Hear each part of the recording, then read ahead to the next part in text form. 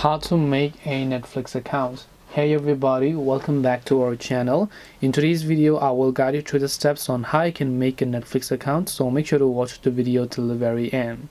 So if you'd like to make a Netflix account, it's actually quite very simple to do so.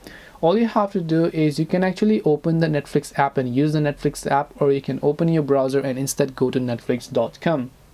And when you go to netflix.com, you can say sign in. If you have an account, you can do that. That's perfectly fine. But if you don't have an account, then what you can do is instead you can just come here and enter an email address you would like to use for your Netflix account. Now these are the email addresses that already have a Netflix account, so you need to make sure to enter the email address that doesn't already have a Netflix account and then tap the get started option.